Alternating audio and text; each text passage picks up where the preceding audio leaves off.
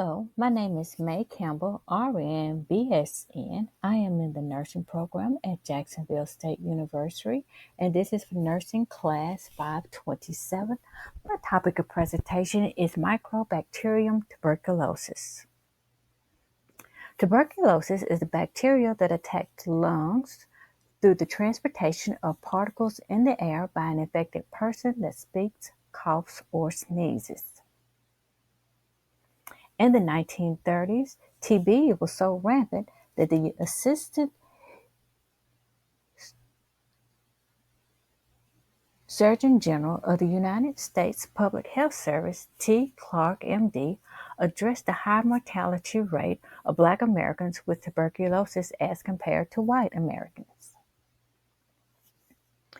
The Negro tuberculosis problem, called consumption by many Black Americans at that time, which Dr. Clark addressed in his 1932 lecture, tells of the prevalence of this disease to the Black medical community, especially Black public health nurses.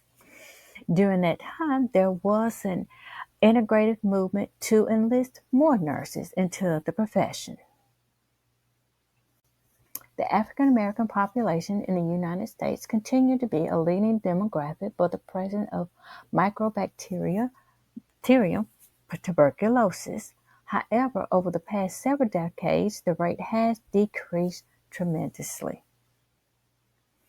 18% of Black Americans account for the reported cases of the 1,420 cases of TB reported in the U.S. in 2011 to the Centers for Disease Control. By that accounting, TB cases are 8 times higher in Black Americans compared to non-Hispanic and white American communities. Cases reported in 2011 were 6.2 cases per 100,000 persons. By the end of 2021, there was nearly half that number at 3.4 cases per 100,000 persons. The cases reported have been decreased greatly. However, they're still higher than the white population in this country. In this demographic, it shows Alaska and California with the highest reporting at greater than 4.5, whereas Alabama's reporting is between 3.0 and 4.5. The percentage of TB cases by race and ethnicity in the United States in 2021 shows African American at 18% and white Americans at 11%, with Asian Americans at the highest group at 36%. Although 92 cases have been reported in Alabama, no Pacific race or groups were found at this time, and no cases were reported in Bibb or Chilton counties. Shelby County reported 4 cases, and Jefferson County reported 10 for central Alabama. Unbeknownst to most individuals, there are 2 forms of TB, the latent and the active. The latent form of TB can be in the body and undetected without an individual knowing or have any symptoms for years.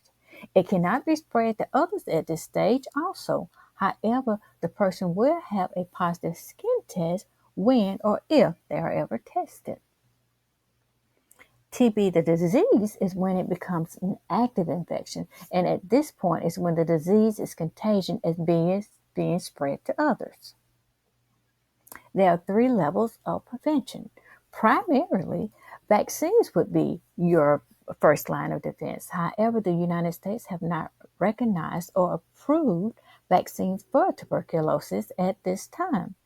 Secondary is identifying people who have the disease by recognizing the carriers if they're contaminated, and prevention is the tertiary stage from treating those who have already contracted disease and preventing the spread. Your activities primarily are hand washing and covering your nose and mouth, especially in a large crowd, to fight this disease, and getting a TB skin test.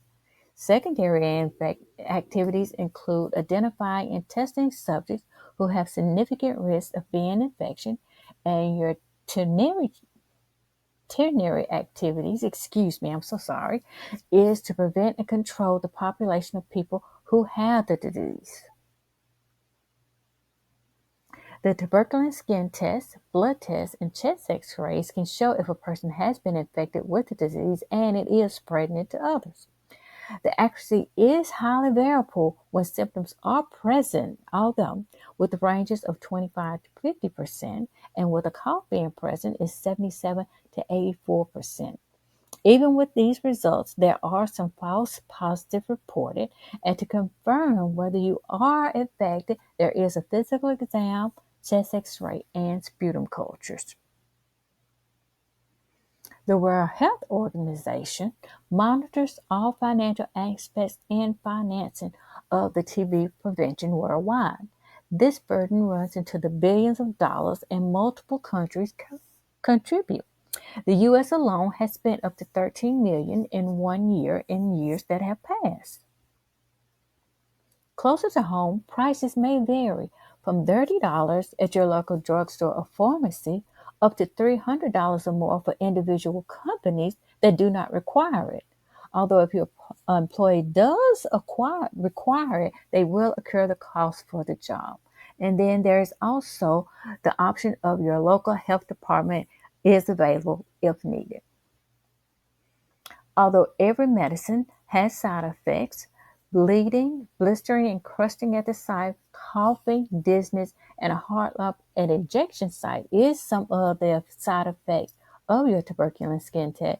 These effects are mild and should not last long. Nevertheless, check with your healthcare professional for lingering effects. The benefit of testing is the possibility that others will not become affected with this disease by you spreading it. Early detection and treatment, if needed, is available. There is no cure for TB, but as always, early detection is the key to enhancing the patient's outcome. I would like to thank you for your time and attention during this presentation. If you require more facts, please reflect upon the reference that is listed at the end of the slideshow. Again, thank you for your time.